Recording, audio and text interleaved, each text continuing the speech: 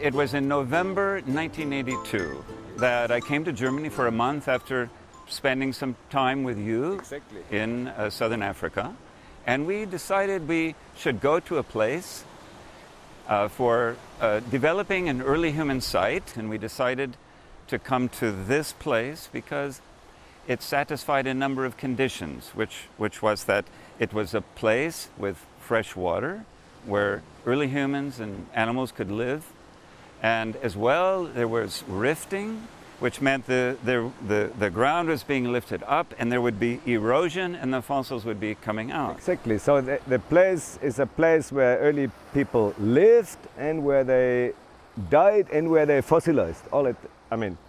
That was a precondition, right? Yeah, those were the preconditions. Exactly. And then we called this project Homminid Corridor Research Project because, we were designing sort of this corridor for these early people to migrate, right? Between Eastern and Southern Africa. And along that water, because the Great African Rift Valley is dotted by all of these lakes along the way. And this is the terminal Rift Lake. And so more or less in between Eastern and Southern Africa. Exactly, and that is an area of maybe 2,500 kilometers where there was no fossil site. No fossil sites. And it was impossible that these hominids, they were flying to South Africa, right? So they had to migrate somewhere, right? As well as habitats move and animals move. So this area was a corridor for us. But it took about 10 years until we discovered the first hominid.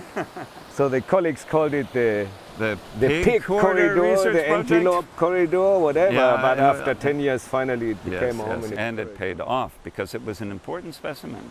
Exactly, and that lake is 600 kilometers long, so the question where to start in this lake, it turned out that the northernmost 100 kilometers of that lake is actually the area where you have a geological setting that you can actually find fossils, right? Yes. Yeah. Well, we could see that on the satellite images. Yeah. We could see the erosion, even from space that you could see it.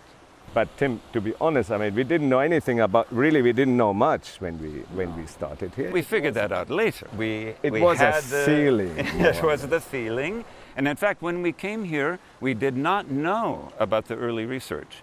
Independently, we came to the conclusion that this was a place of interest. Yeah. Exactly. Completely in the abstract. Using geological maps, we went to Hanover. We looked at satellite imagery of the area. It was... Yeah, exactly. But all of the pieces came together that this was the place that we should come. And then all we had to do was to go there. Right. And we went with a pink Land Rover. Yeah. Yes, exactly. Yeah, pink Land Rover. Pink Land Rover. The only one in Africa, actually. In Malawi, you mean? No, I'm sure in Africa. The only pink Land Rover. Yes, okay, anyway. Yes, and that's how we then started to find fossils. Yeah.